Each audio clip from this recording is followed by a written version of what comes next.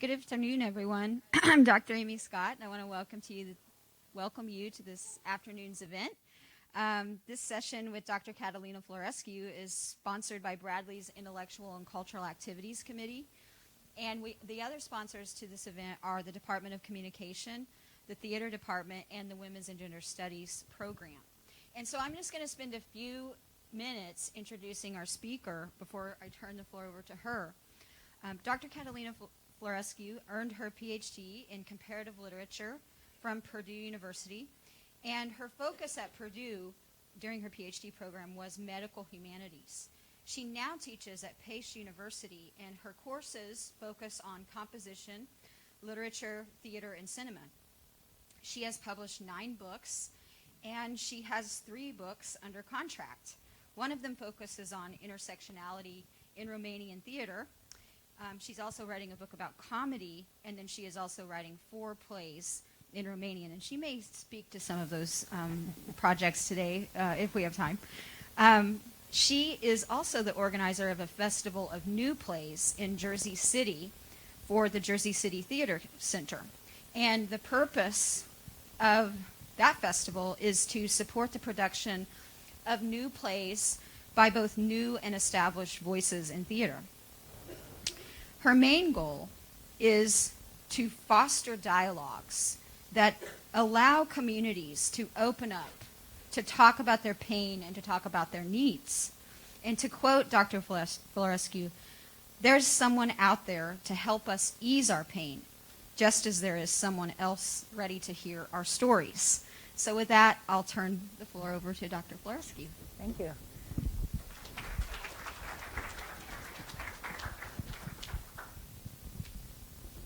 Hello, everybody. I'm going to divide today's event into several parts. First of all, thank you for having me today. It is my pleasure to speak in front of you, to tell you a little bit about why I'm doing this type of event. And then I would like to have volunteers read some scenes from the play.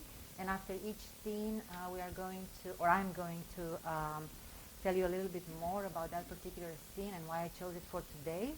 And of course, if you have feedback, if you have questions exactly after each scene, I would highly recommend you to speak, to continue the dialogue.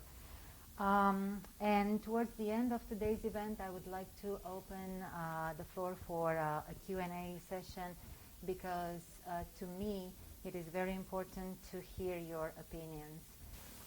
This is my principle. We don't have to agree on many things. We have actually to open up and to see, I am a very good listener, and most of my time spent developing this project is based on interviews. When in 1980s, during that decade, there was an important publication completed by a woman from the African American community and also from the LGBT community. It is very important for me to start with this, the 80s. I was able to read this particular book because I came to the United States.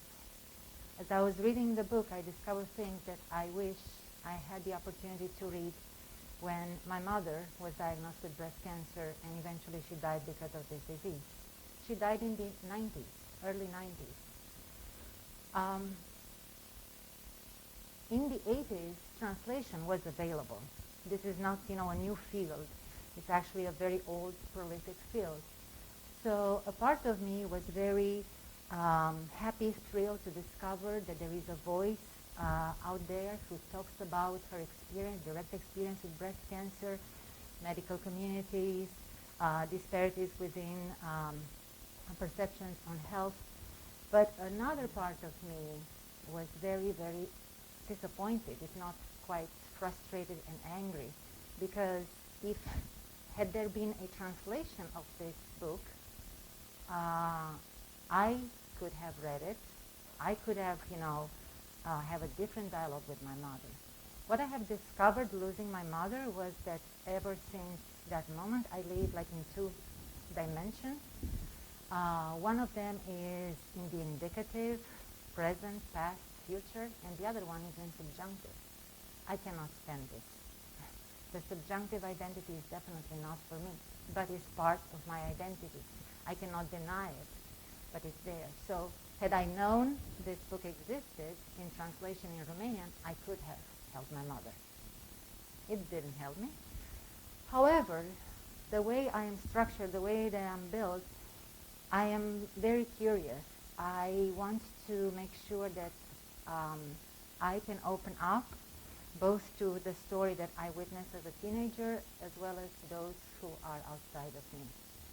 The book that I'm referring to, if you haven't read it, is titled The Cancer Journal, and it's written by Audre Lorde. She's a phenomenal woman, and she's actually a fantastic poet as well. Also in the late 80s, so the same decade, a woman from the United Kingdom, Jo Spence, was diagnosed with the same illness. She wanted to look at women's bodies, how they are represented when they are diagnosed with breast cancer. And the reason why she wanted this was because she wanted to prepare herself to see what could happen to her. Obviously, every single experience is different, but without representation in mass media and textbooks, she felt, again, betrayed, and she decided, because she was a photographer, to use her own body to document the moment when she was diagnosed, the treatments, and in her case, the involution of the treatments. We are still in the late 80s, early 90s with Jo Spence, who is, again, you can Google her, and there are very important images to notice, to observe. Again, had I not seen my mother's breast the way it was deformed by the illness and the treatment, I could have been shocked by what Jo Spence was showing and sharing with the world. But these are important. Sometimes they are called graphic images. To me, they are not. They are just very raw, honest, vulnerable moments that some people like you and me decide to share with the world. Of course, we don't want to share when we are in pain. But if we keep, this silence, that is not going to do any good to us either. In 1994, a playwright based in the United States, Susan Miller, was using her own experience to create a character. And that play is titled My Left Breast. The information in this particular play in terms of the treatment is a little bit outdated, because one of the great things about medicine and technology is that they are on constant improvement. This is, they rely on this. So because the play was performed in the 90s, again, some of the medical information is outdated. However, the main character, the protagonist, talks about isolation, talks about how during her intervention and talks with the doctor, she's constantly controlled, told what to do, told how to act, told what to choose when it's something related to her own body. She also talks about her relationship and the way it is or was put under pressure because of the diagnosis and the treatments and everything in between. So the emotional component from in this play, My Left Breast, is definitely worth exploring to this day. These are just some of the sources that informed in part my trilogy, but of course there is more. When I came to the United States, I knew that I wanted to continue my degree in something related to literature, because this is what I was focusing on in Romania. Theater helped me discover a way to dialogue, a way to use introspection, a way to listen to the other, to pay attention to what the other says. But having seen my mother's decline, I wanted to create a bridge between what I knew and I felt very comfortable exploring literary analysis, cultural analysis, but I wanted to add something else from the scientific world, the medical community as well. So I wanted to create a bridge. You are here at the university, and I said this yesterday during my workshop.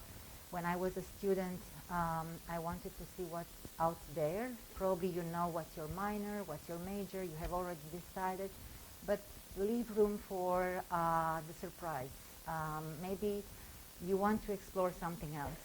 And when I was at Purdue University, I had a wonderful professor of theater, but I wanted something more.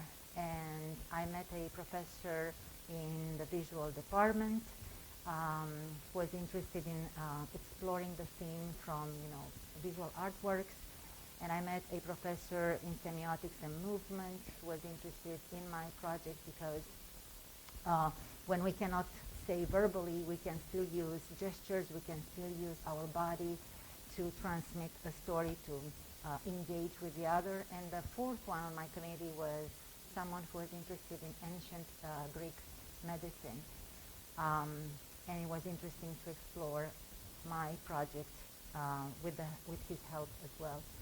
So what I'm saying here right now is you are very young and you are very receptive, and you should take advantage of what this university offers outside of your declared minor and major, of course, and keep exploring, because this is, I think, the best time when you should be doing this. When I first started to write Mia, I thought that would be my first and only play. I am not a playwright by background. It's just accidental, an accidental addition to my resume. My goal was to create a woman who is young. Mia is in her 30s. And I know for you, 30 seems old, but now that I'm in my 40s, 30 is young, definitely.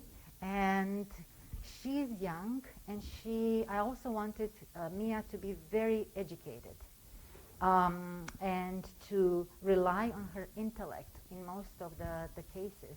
With this particular diagnosis, she is a complete mess. We do not meet her exactly when she has cancer. In fact, we meet her cancer-free. But because she has not decided what to do with the breast that she lost to surgery, mastectomy, she is still negotiating her own. She's still negotiating her own decision on what to do with that particular part that right now is still missing, to reconstruct or not to reconstruct. I wanted to create a woman who is also unaware of certain secrets, and there are 4 secrets. The first 2 are related to her husband, Mark, who's cheating on her, and then Mark, who has a vasectomy, and then the sister who is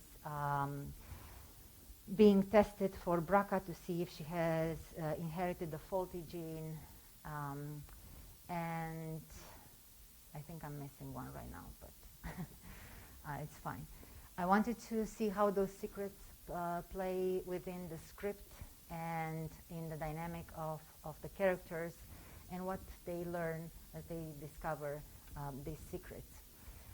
I knew that in terms of her relationship with Mark, she has already made up her mind to give him space.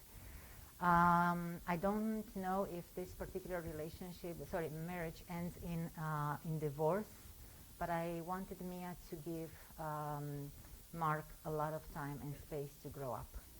So I knew that in terms of creating the character, it was very important for me to be young, especially in the 30s, because when my mother died, she was 45, And my doctor said you should start your screening 10 years before the time when she was, when she died, so 35. So this is, some things, in the play inevitably were some parts of my life inevitably became parts of the play. This is one of those moments when you are so connected with the subject intimately that obviously you cannot fully separate yourself. So the age, this is the reason why the age was chosen, but also to reflect on this misconception that breast cancer is diagnosed late in life. This is not true. And another misconception, the medical community, the guidelines to have your mammogram, free mammogram, is after you turn 40, which if you don't have a good medical insurance, then it's going to be costly. So you have to constantly fight with certain things that should be free. A free mammogram once a year, I think this is something that should be implemented in our society. The age, again, was important for me, and I told you why. Originally, the play was titled Transitional Object because a huge part of the play actually doesn't reflect on cancer, but its consequences, more or less. When Mia was diagnosed with breast cancer, she didn't know about oncofertility. This is a subsection in the study of oncology. So she was not aware that women who go to have their treatment of chemotherapy, radiation, and other parts of this long, exhausting treatment, they can save their eggs, and later, once they are done with this particular gruesome treatment, they can try, to use those eggs and become mothers. So she didn't know about this.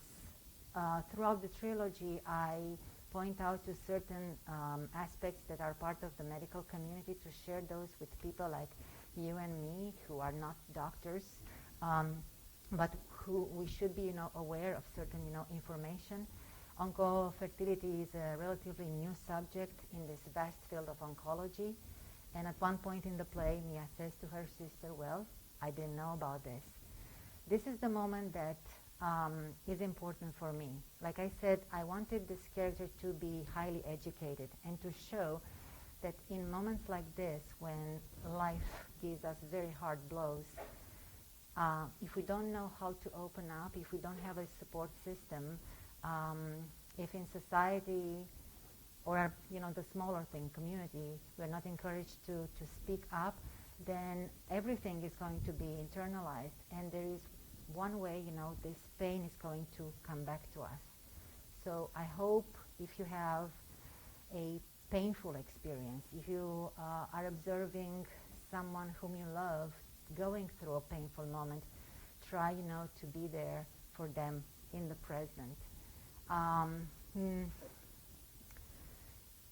With all her education, Mia didn't know how to open up, and this was one of the things that I wanted, to achieve. Whenever she has a dialogue with her older sister, there is tension between them, but this kind of tension is good because they are trying, to understand what is the source, why they cannot open up, until towards the end of the play when we found out that there is a case of breast cancer in the family that was not disclosed and was kept like a secret. Because I was not born here in the United States, I came 24 years ago, and I became an American citizen. I am constantly in between cultures, and I want to stay as informed as possible. In Romania, there is a lot of shame when it comes to have annual checkups. Here, the society is more progressive. Here, people take, a better care of their bodies and go to see their doctors. So there is this difference, which I explore in the second play in this trilogy. I think, of course, it is very important to do the self-exams, to do our part, as well as to have appointments with our doctors. when I originally titled the play Transitional Object, that was in reference to Mia's body's incapacity to keep a pregnancy. And if you don't know, a transitional object is used by kids when they are very, very small babies and they move into being toddlers. You give them like a blankie or a teddy bear and they keep that object with them. And of course, over the years, the teddy bear doesn't have an eye and the blankie has plenty of stains. But it's a permanence. And for the kid, it's reassuring that the parent or the guardian, the nanny, they are not there, but the object is there and they don't feel as anxious in their absence. And I used this title, Transitional Object, originally for my play Mia because the relationship between Mark and Mia seems to suggest that the reason why Mia leaves Mark towards the end is because she wants to give him space to grow up, to mature. Then I changed my mind and I titled Mia. I thought a simple title reflecting on the protagonist would probably work better. The play Mia doesn't end in tragedy. It is very difficult to stage the body when it's broken, to perform that on stage. It is extremely, extremely difficult. So that's one of the reasons why I didn't want to end my play in a drama, in a tragedy, sorry. And I also wanted to create exactly what I was missing, seeing my mother being diagnosed and dying. This community, this feminine energy, the sisterhood. There are two sisters. One decides to be very proactive and have the breast removed because she knows that she will eventually be diagnosed with breast cancer. The younger sister is a little bit more hesitant because she doesn't know what to do with what she lost in terms of a part of her body. And there is the stranger, Sam. Sam is a woman who knows about cancer as well, indirectly, but she is different than the sisters. She leads by example. She doesn't want to lecture the two sisters. She wants to just show them, again, leading by example, how she, how much she knows about cancer, how much or how relevant it is for Sam to live in the moment. Everything for Sam is in the moment. With the two sisters, it's constantly back and forth, present, past, maybe future.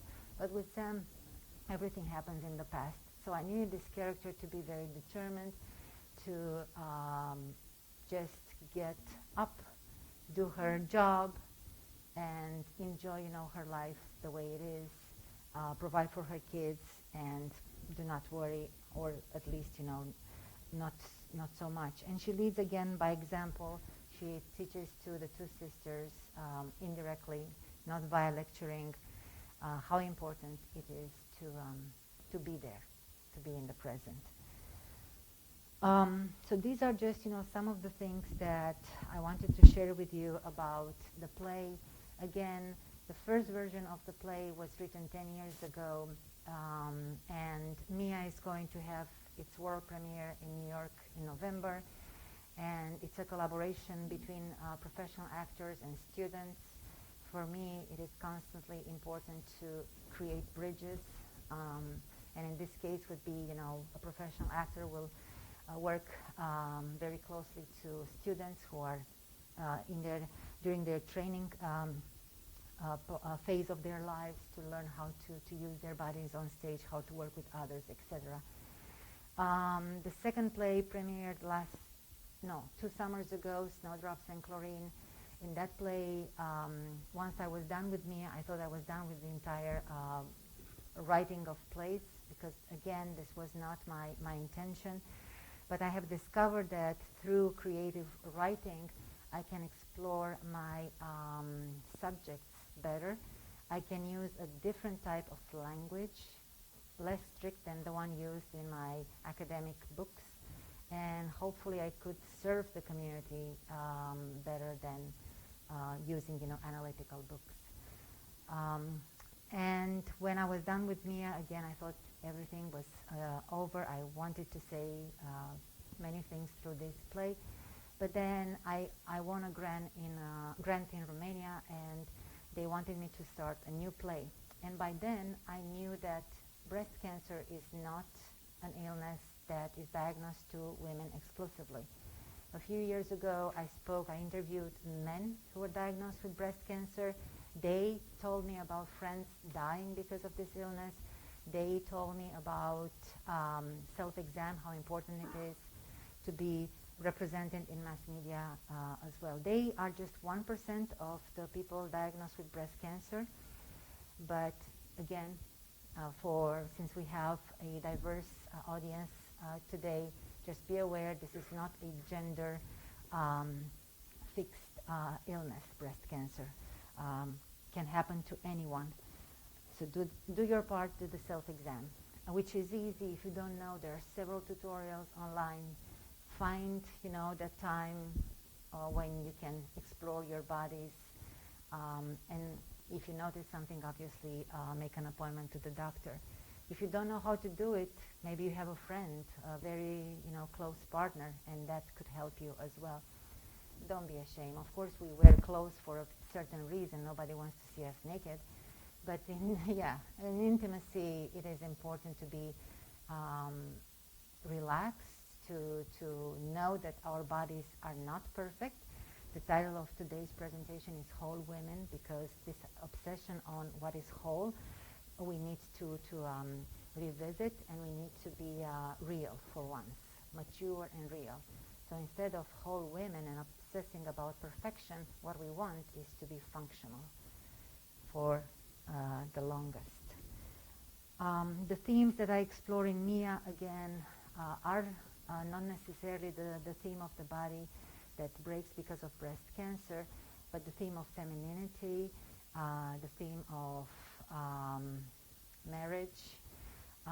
When Mia gives to her husband the hermit crab towards the end of the play, that is actually a gift. If you don't know, the hermit crabs, they grow and they leave behind their small shell and they need a bigger shell.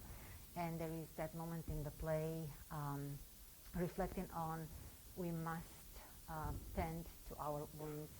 We must try to acknowledge the painful moments, not treat them lightly, but also imagine that, and know actually for real that there is a community outside.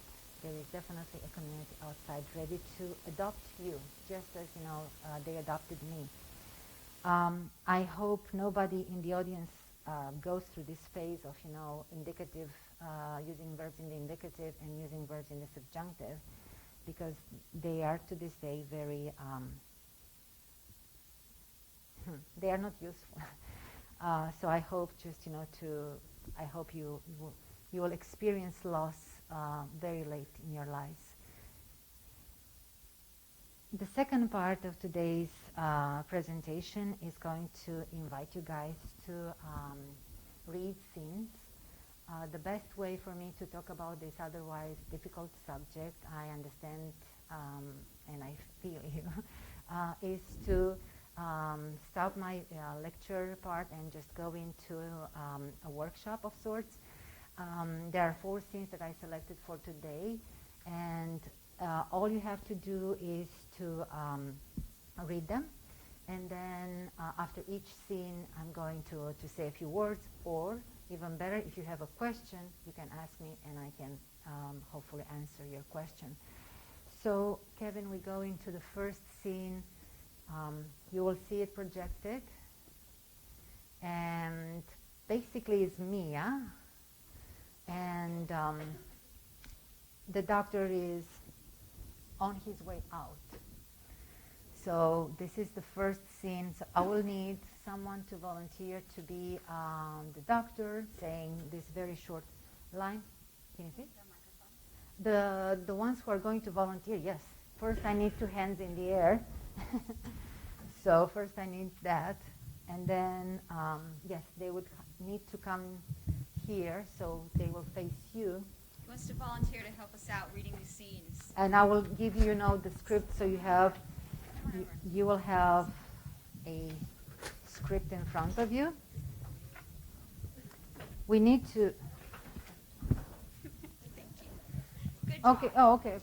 Good. You want That's this? okay. I have it on my phone. Okay. Let me answer Good. it. We need. Are you doctor or Mia? I'll be Mia. You'll be Mia. Okay. Choose the doctor. Shoot. Yeah. Choose a doctor. Be the doctor. Yes, you got this. And okay. So guys, listen to me. The one who plays doctor, you say your line like you're this completely like you don't want to be in the room. That's and once you're done saying your line, you actually go back. You're like you're exiting the scene. So you leave me alone. Okay, good. Thank you. The nurse will give you some brochures on your way out. Have a great day. Great? What? Have a great day? My body's a mess. We are trapped by these civilized mechanical reflexes. We can't mourn publicly the loss of our healthy bodies. Fuck! What can you do with a body that's out of sync? The ill body is a burden, a load too much to carry only on our own. But we prefer to be silent when we suffer. We feel extra bad or something. I feel that I need to do something that I've never done before in my life. Give up. Wow, I got chills just saying that. Give up. Yes. I will never become a mother. My left breast is forever gone. They say hope dies last. But what happens when you hold hope so tight, you don't even realize when it has managed to slip away? I was going to teach my class when I got the call. That day, they were assigned to read Ibsen's A Dollhouse. I entered the classroom. They were talking. They were laughing. They were absorbed in their phones. I sensed their youth as if then and there I had seen them for the first time. Mid-session, someone tells me I have a stain on my shirt. I looked and realized I was holding my marker on my blouse next to my breast. I stained it. I wanted to laugh, but instead I went to the bathroom. I saw my ruined blouse. No one was there. I yelled. The janitor came. He asked if everything was fine. I couldn't say a word. He gave me a bottle of vodka. Here? He said. How could I otherwise deal with this mess? I can't remember anything else that day, but I kept the stain on the blouse. It was marked by an accident of my body. I had no idea how to fix. Thank you. I apologize for the distance. It feels like I'm on top of the world here, but okay. So, do you have any questions about this scene?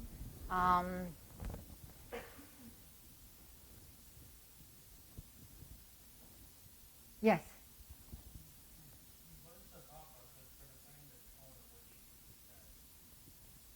His tone, the doctor?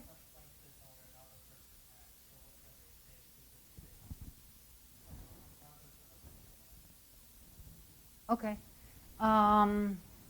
For this particular scene, I'm just going to use this scene as an answer to this question.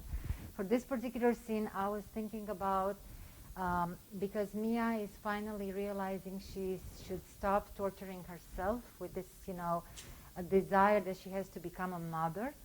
And then, as you can see, there are several ideas presented here. She revisits the moment when she first got the news, and the actress reading or performing this particular moment in the play would definitely need to use many emotions.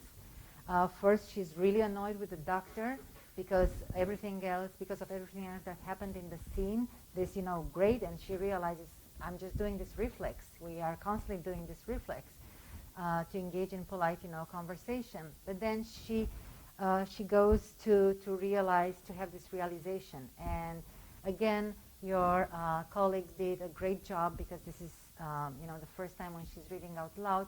But there will be a mix of emotions, anger, feeling very determined with her decision, enjoying that moment when she realizes the decision, and vulnerable again, because she remembers the moment with Ibsen's play. The night before my mother died, because I was in high school, the subject on comparative literature for the next day was Henrik Ibsen, and we had like presentation on the author, and this particular play was summarized, like the main ideas. And throughout the time when I was seeing my mother in the house, of course, dying, I was constantly reminded, go to school, be with your friends. I don't think they said enjoy your classes, but they said just go to school. And of course, there is a reason why I should have, been outside with my friends and be part of my high school experience. But this title plays a significant role in my life. And the reason why I'm sharing this with you is now I'm comfortable to speak very openly about my past. It could be a little bit more difficult for you. But when I came to the United States, one of the first things that I bought was a copy of this particular play. And I kept it with me in Indiana. I never read it. I put it in the shelf, and it was there. And during the summer of 2020, where everything was messed up and I couldn't travel to Romania, coronavirus 19, I finally had the courage to read the play. It's a wonderful play, but it's interesting how we are transformed by a traumatic event. I knew the synopsis of the play because the night before my mother died, I read about it. I had a copy with me, and I had it with me throughout my experience, American experience. But in terms of actually reading it, I was afraid. It's not about cancer at all. It's actually a very strong play about a woman finding her voice and not being happy as a mother and as a wife. So it's a very strong piece. I'm glad I finally read it. But it's just, one of those moments when, insidious moments when, trauma is still a part of our lives, more or less. So thank you so much for the first, scene that we read. Let's move into the second one. For the second one, we are still with the doctor. It's actually a little bit before this. So I would need a volunteer for Meg, another volunteer for the doctor, and a third one for Mia. So 3 volunteers. And if you don't have a printed copy, I have it here. So once you volunteer, I will give you guys a copy. So don't be afraid, you're just reading lines.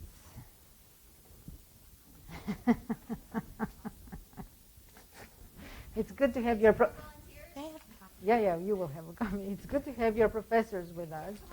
Yeah. Good. Yeah. Okay, good. So we will assign roles once we know who is who. And great, thank you.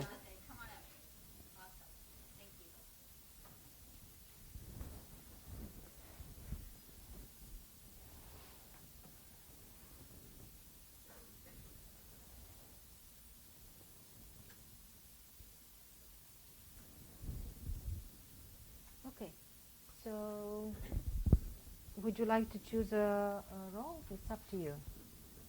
I'll be Meg. You are Meg, okay? I'll be Mia. Mia, okay? And then we have the doctor. And you're just reading lines. We start with you, Meg. Menopause? What? Hell no. She is too young.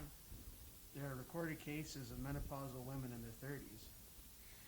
If it's menopause, what could we do? We'll seek the ideal treatment. I'll let our oncologist know immediately. But first, we need to identify the cause, order blood tests. We need to be very cautious. Cancer could be in remission or have a late aggressive effect. Cancer is perversive. A war is perverse. Cancer is unnecessary. Unbelievable. Let me just be the reading the stage directions. So far Mia was down, seated.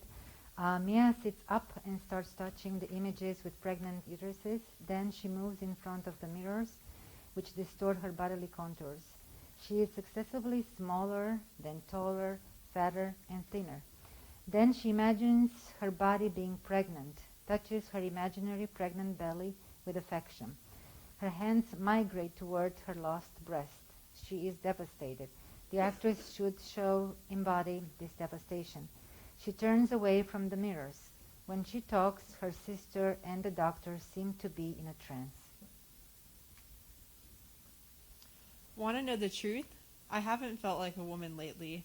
After my breast cancer diagnosis, I have been like a sleepwalker on a tightrope, not knowing where I'm going or when my body will betray me again.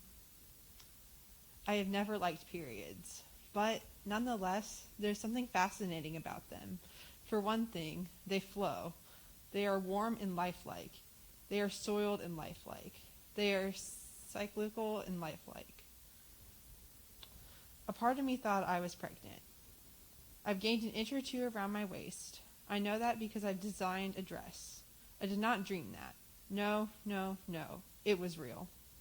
Is this even a doctor's office, or is it a place where dreams are crushed?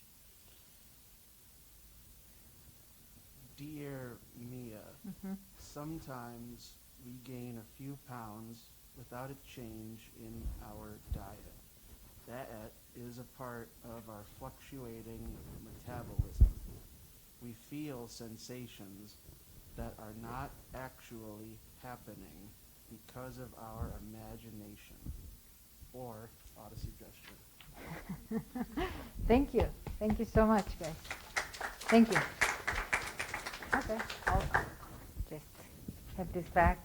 So the first scene that I selected for today happens actually before this one. They are in a doctor's office, and this time Mia feels, or is just, of course, wanting this pregnancy so much that she believes this time she's pregnant. And for a good part during this interaction, Meg, the older sister, who is extremely protective of Mia, tries to find answers. What's happening? What's going on? The doctor wants to leave immediately after he examined Mia, and Meg is frustrated, and Mia is crushed, and Meg is frustrated.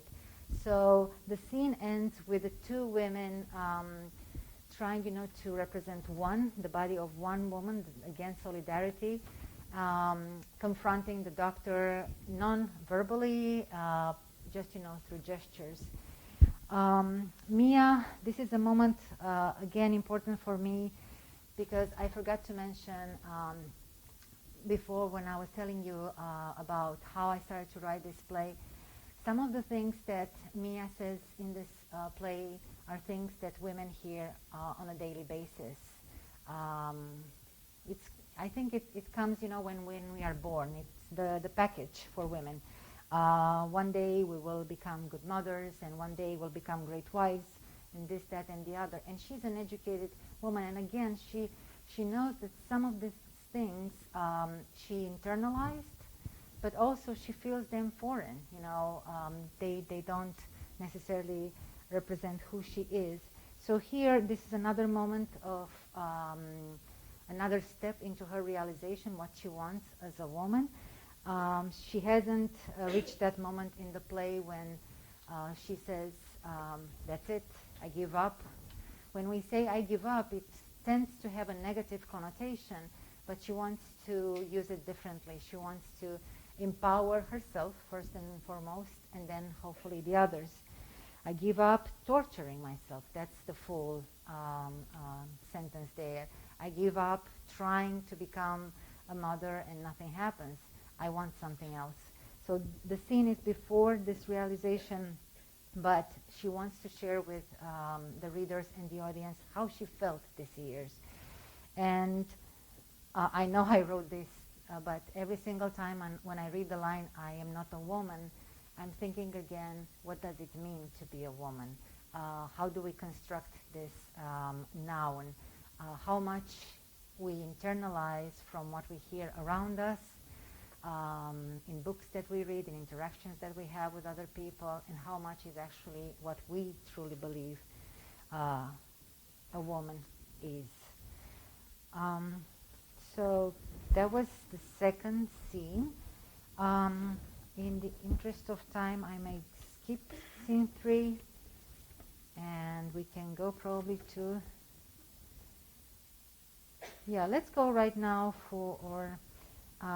let's go, sorry Kevin, let's go to scene 3, and scene 4 is very, very short. So for this one, it's about the 3 women, and again, for my play, Sam is extremely important because she plays the role of the stranger. If you are interested in the Good Samaritan exercise, it's something that I can share with your professors. You can write down something, an important moment in your life when you felt down. Try to explore that, but you still cannot find a solution. And in your writing, you can incorporate the Good Samaritan perspective, the stranger who comes into your life unexpected, because there is kind of like a parallel between the good stranger, the Good Samaritan, and this type of illness, this type of, accident within your body, which was impossible, to predict. In this particular scene, we have again Sam, Mia, and Meg, and I would need 3 volunteers. Yes, your professors are helping me.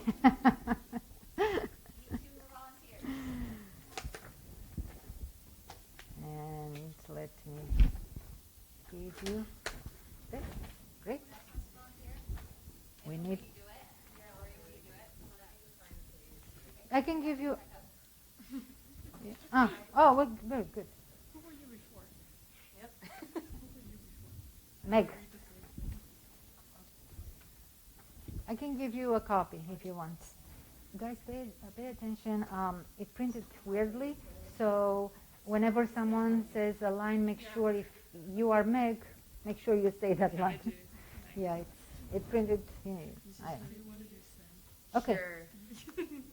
So, yeah? Sure. Okay. He starts with me and after that. I think so. Yeah, you. It starts with Sam. Yes, great. Just making sure. After I got fired, I was so scared. No partner, 3 kids. Thought mine would end up in that awful foster care system. So I took online tattoo classes. I'm certified. Look. Lost body to in vitro. Sam, can I ask you something? Yeah. Are you happy as a mother? Happy? I get tired easily. I'm taking care of triplets. Some neighbors help. I take them to the tattoo parlor. It's hard, Yes? Women like me don't think about happiness. My sister and I obsess about it. Funny, right? What? How we speak the same language? Oh, well, almost. But we say different things. There's days when I can barely breathe, tie my shoelaces, or even sleep comfortably. You have cancer, right? Yes. I fucking hate cancer. My mom died because of breast cancer. I'm sorry. I really mean it. Well, Look, you took it out. You are alive. My mother said it would pass. Pass? She thought cancer would pass, like a cold. She didn't want surgery. She kept massaging it, made her own lotions, stunk up the place, and nothing. The bastard grew bigger and bigger. My mother had... Are you okay? My mother's breasts had holes. Cancer perforated her skin, and she was still making lotions. don't be so hard on yourself. Some women can't accept to lose their breasts. Why the fuck not? These boobs are not mandatory. This stupid social echo. Never heard of that. It's all around us, like air, But polluted.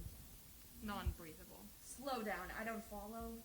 Women are pushed to get reconstructive surgery. Who the fuck wants who wants intruders in their bodies? The silent killer. Amen.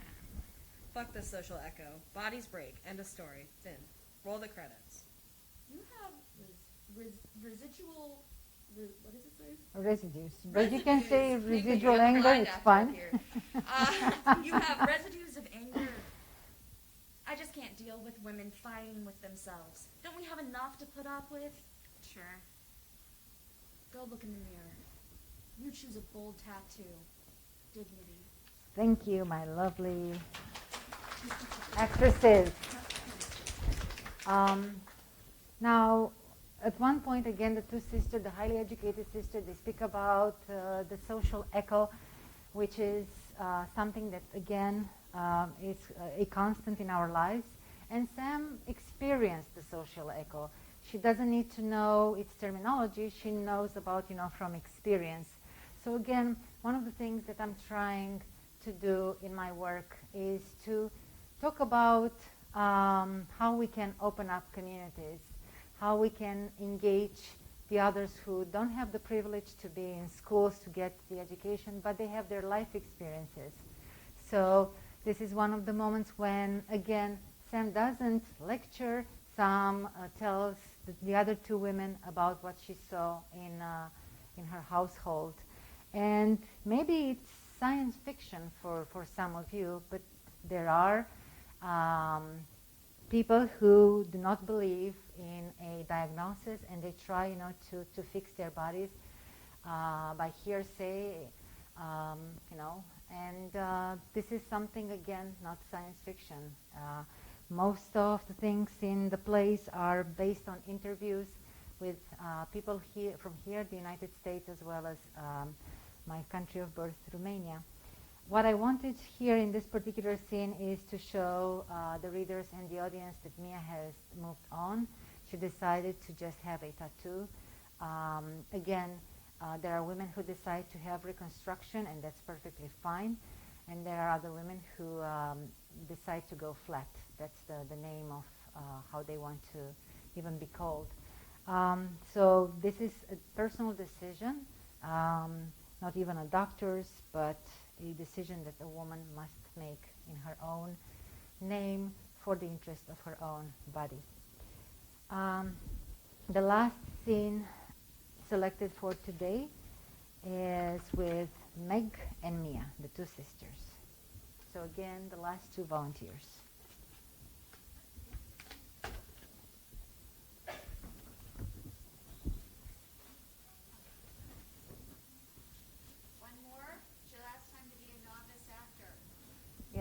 This is the last time I'm going to...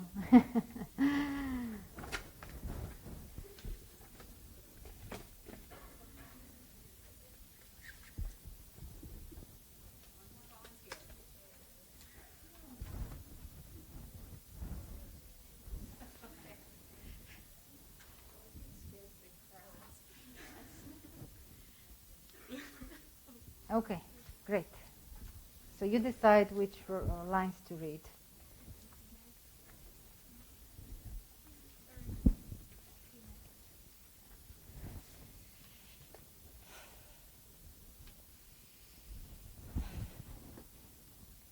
When Daddy died, and you did not bother to pick up the phone, the only comfort that I could possibly find was in God. I prayed and prayed, night and day and night. Then I started to anoint the walls of my house until I felt I wasn't alone in my suffering any longer.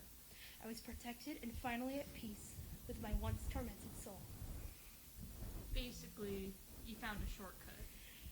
It's ironic how you, a professor, can't accept that progress relies on self-education and emancipation, and that suffering shouldn't be taken out on one's body. We can't ask God for anything except for maybe peace. The moment when you discover that your inner peace and elevated tranquility, you notice that all the bad things pass you by. Your body becomes a rowboat, and your arms your oars, to which you swim farther and farther. What bliss! You can literally feel your body like a vehicle that transports you to an unknown realm. I see. And Sharon is taking us to Hades.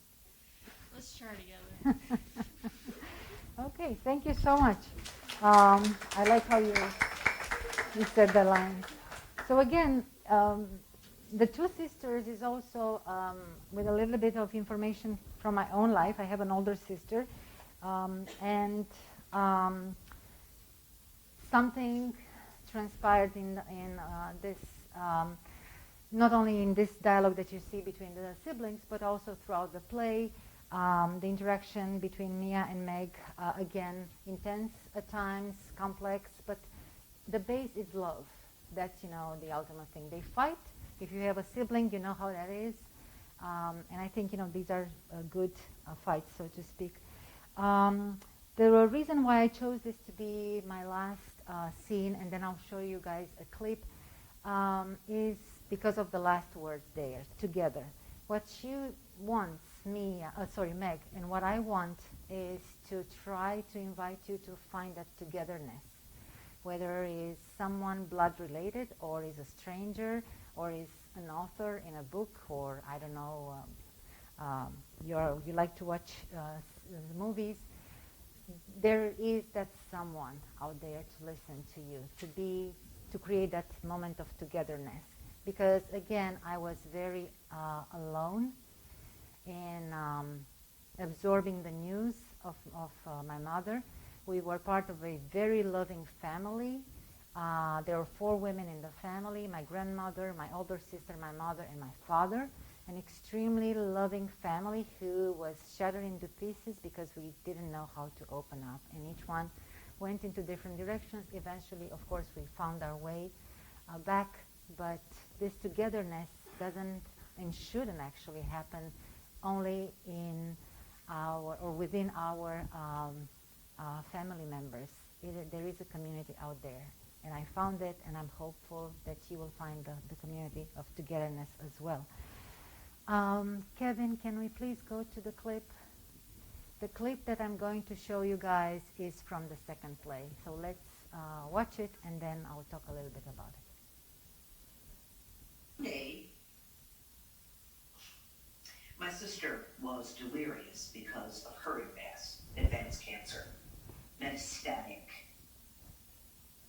And I didn't have anything to give her. They told us to take her home to die, where she spent most of her life. They said it was too late and nothing else could be done. Her body was full of cancer and pain. And I wanted to do something to take that pain away. I opened the door, and she was crucified on that bed. It was August. It was so freaking hot. And yet, she was so tiny, shivering. I caressed her body. I wanted to sing a lullaby or something that we both liked as I approached her body. Mama's little baby likes shortening, shortening. Mama's little baby likes shortening gray. She was saying something. At first I thought that she noticed me.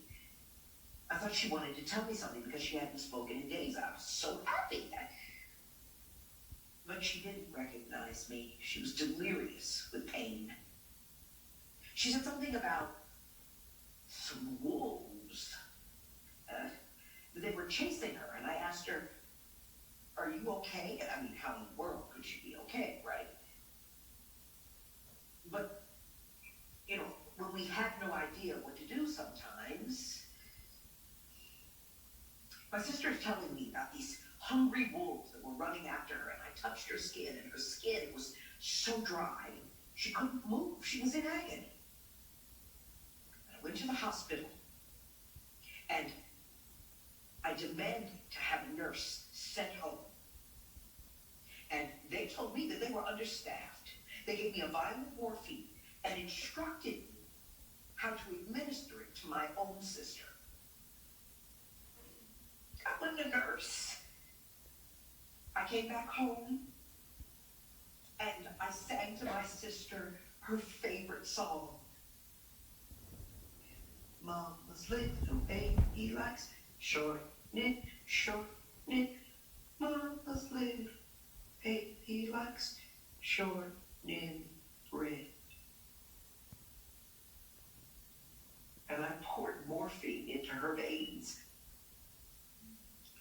to quiet her pain, to stop those wolves from chasing. After she died, months later, I was watching a TV show on the Discovery Channel, and it was about wolves. And I started to cry.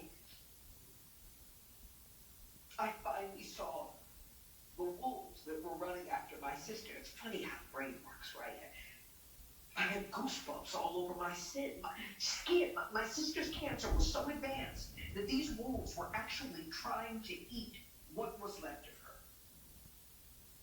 to make her pain go away, taking her body away too. And I found myself crying so hard.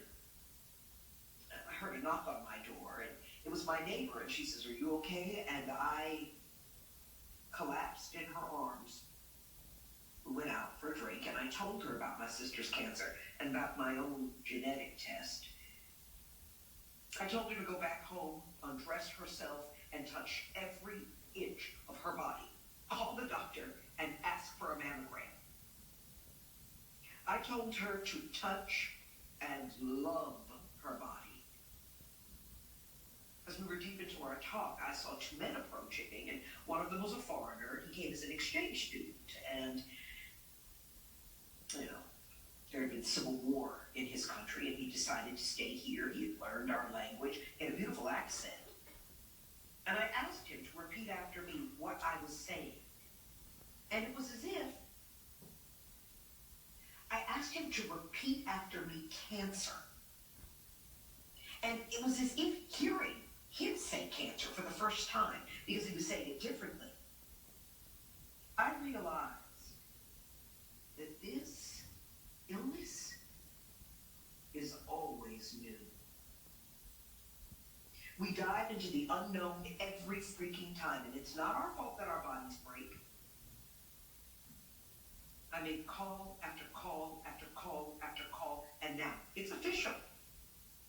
A mammogram is requested yearly for each person. And the best part, it's free.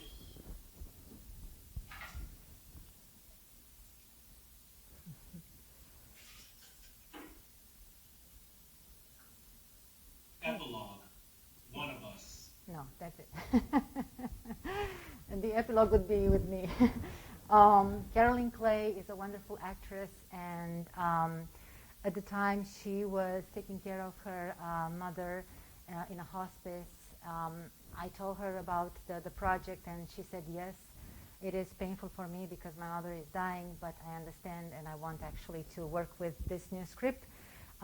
This was done 2 summers ago when we couldn't be together again. The significance of being together. It was done in Zoom, and it was still something, to have a recording, a memento, not only of this part of the trilogy, but also a memento of the pandemic. With the emphasis on togetherness, I want to conclude my lecture/event for today, but I am opening, the floor to your questions, and thank you for having me.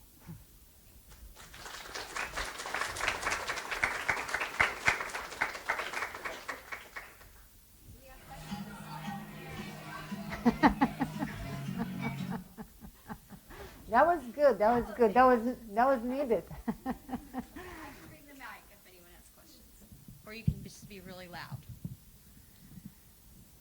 Yes.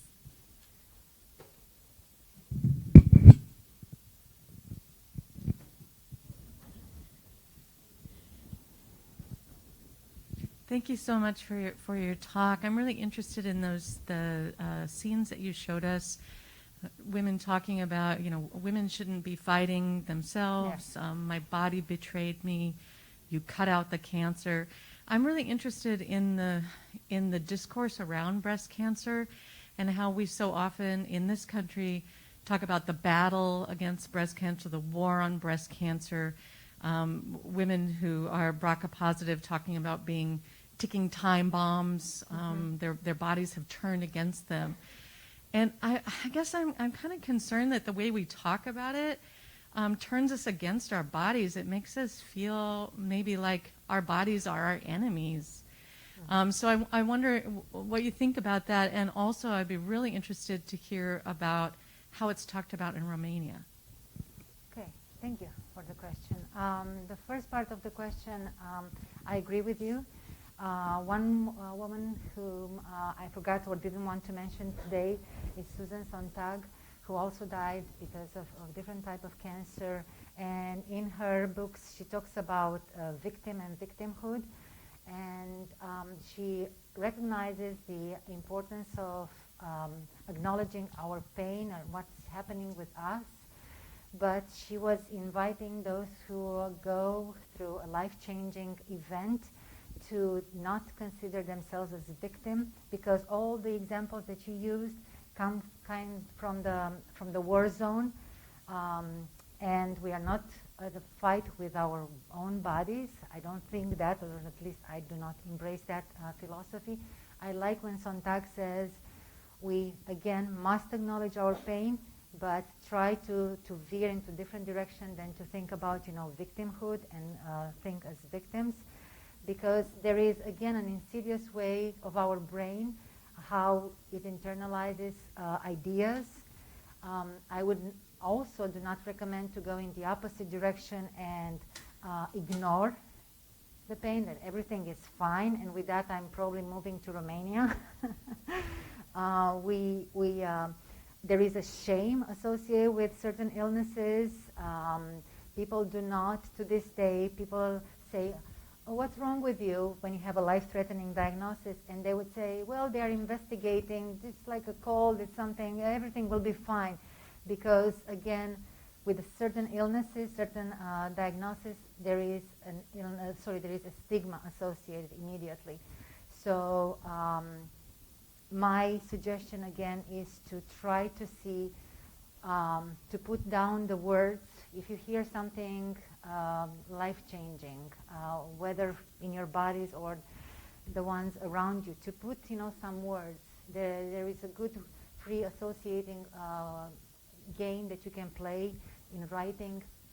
For example, I will use cancer because cancer was used today so much. So you can write down what you think about cancer, what you know about cancer, and then you would just try to see how much you know about this word, what terrifies you when you write certain words down, what helps you deal with the stress that inevitably comes as part of dealing with a stressful situation. But you are the ultimate person, to try to get to know you. Plus, again, the community. There is, I think in the United States, there is a strong community of people who are willing to open up and to be there for people. Other questions?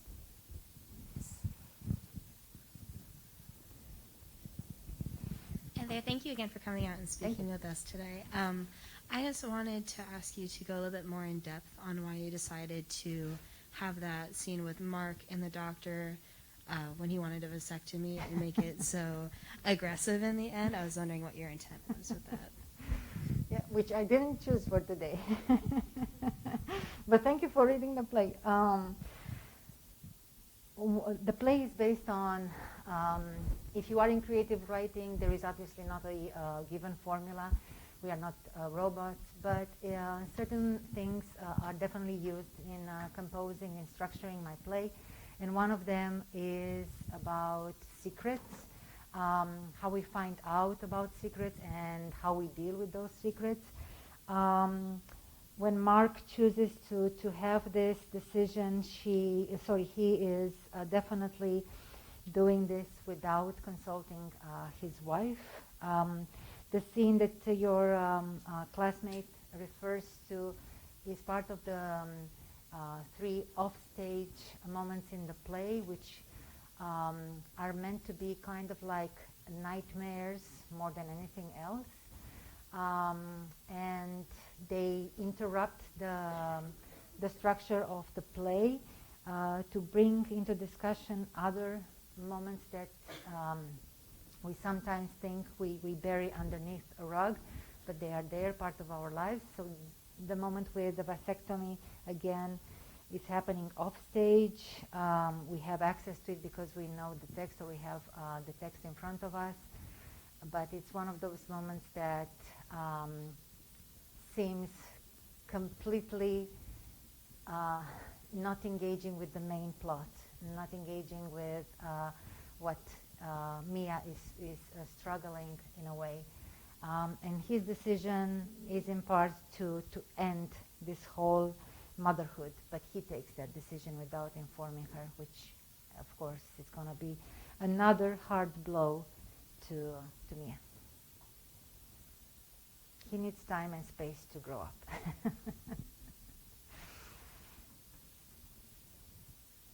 I have a question. Oh, okay. Yes. There. So Peoria has a connection with the Susan Komen Foundation. Yeah. I'm not sure if we're still the home of the foundation, but we used to be, right? And there's a connection. How do you respond to a culture in which there's this emphasis on positivity around cancer, and that the best way of dealing with it is to just be positive, wear pink, right, and purchase pink stuff? How do you respond to that in your place? Do you deal with that at all? Yes. In speaking with survivors, if I based my plays only on what I saw, experienced indirectly when I was a teenager, I wouldn't be able to come up with so much material. There is a very heated discussion between survivors and certain organizations.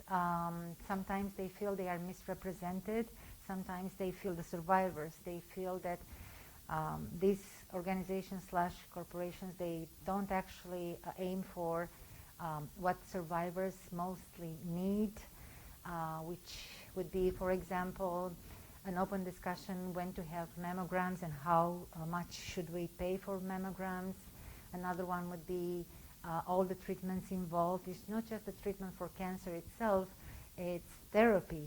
And it's not therapy only for the patient, it's also the therapy for the family members. So sometimes there is a kind of like, they seem at moments to be in opposite, directions, certain foundation organizations and the survivors. In terms of positivity, based on the interviews that I had with survivors, there's always, nothing is going to be harmful as long as we balance that. If we want to embrace positivity, yes, why not? But if we feel that this doesn't work and we continue with the positivity, I think we lie to ourselves. Like everything that happens in life, we have to constantly check how we feel. And if positivity doesn't work for us, we should try to just stop for a while and embrace a different perspective on this very vast discussion on breast cancer. Thank you. I think that concludes our time, and I just want to thank Dr. Florescu for being here, and all of our participants who actually helped her to make this an interactive event. Thank you. And I think, remember what the takeaways here are, and some of the phrases that she used I really loved, like be open to the surprise and never stop exploring and find your togetherness. I hope you have other takeaways as well. And I want to thank you for being here, and everybody have a great afternoon. Thank you.